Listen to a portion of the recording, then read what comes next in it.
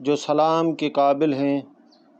محترم دوستوں، کیا ایک عالم دین کا دین پر خاموشی آپ کو قبول ہے، یا ایک جاہل کا دین پہ بات کرنا قبول ہے؟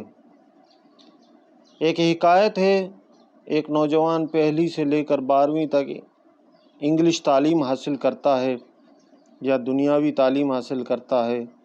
اچانک اس کو ایک آدمی ملتا ہے اور اس نوجوان کو کہتا ہے، آپ کی تعلیم دنیا کی ہے اور یہ آپ کے مرنے کے بعد دنیا میں رہ جائے گی، مگر اب آپ وہ علم حاصل کرو جو قیامت اور روز محشر تمہارے کام آئے۔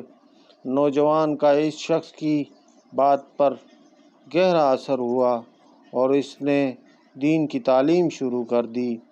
شروع زندگی سے اس نوجوان کا اصول تھا، جو مسجد سامنے آئی وہاں نماز پڑھنی ہے، کبھی ہاتھ کھول کر کبھی ہاتھ باندھ کر، کیونکہ اس کا ماننا تھا کہ یہ سب عاشق رسول ہیں۔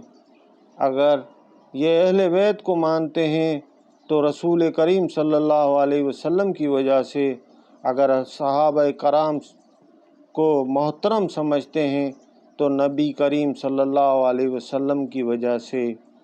لہٰذا اس شخص نے دینی تعلیم شروع کی اور سب سے پہلے قرآن پڑھنے کے لیے اہل حدیث کے مدرسے گیا۔ کچھ وقت کے بعد اہل تشیع کے مدرسے میں تعلیم حاصل کی اور کچھ سال بعد بریلویوں کے مدرسے میں تعلیم حاصل کی۔ کیونکہ بچپن سے اس کا رجحان تعلیم میں تھا، اس لیے مدرسے کی تعلیم میں بھی یہ دوسرے لڑکوں سے زیادہ جلدی سیکھا اور سمجھا۔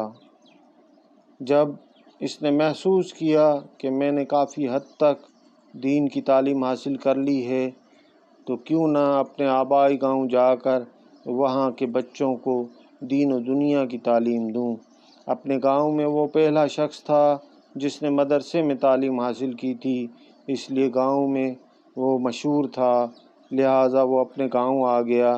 گاؤں والوں نے اس کی بڑی آؤ بھگت کی اور اس سے بڑی خوشی سے ملے۔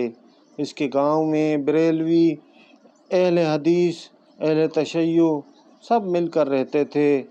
دوسرے دن بریلویوں نے اس کو اپنی مسجد آنے کی دعوت دی۔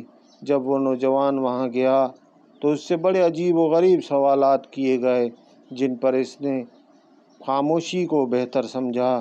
تیسرے دن یہ اہل حدیث کی مسجد میں گیا، وہاں بھی اس سے عجیب و غریب سوالات ہوئے، جن پر اس نے خاموشی کو ہی بہتر سمجھا۔ چوتھے روز یہ اہل تشیع کی مسجد میں گیا، وہاں بھی صورتحال مختلف نہ تھی، اس لیے یہ وہاں بھی خاموش رہا اور واپس گھر کو چلا آیا۔ جب یہ نوجوان گھر میں پہنچا تو اس کے والد نے کہا، بیٹا تم کو کچھ دین سمجھ آیا بھی ہے یا نہیں؟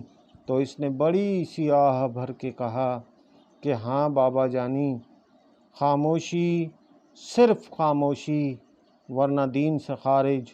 سوچئے گا ضرور گہرائی سے، آپ کو کب خوشی ملتی ہے دینی تعلیم پر عالم دین کی بات کرنا یا جاہل کی دین پہ بات کرنے میں۔ اللہ تعالی ہماری رہنمائی فرمائے، آمین۔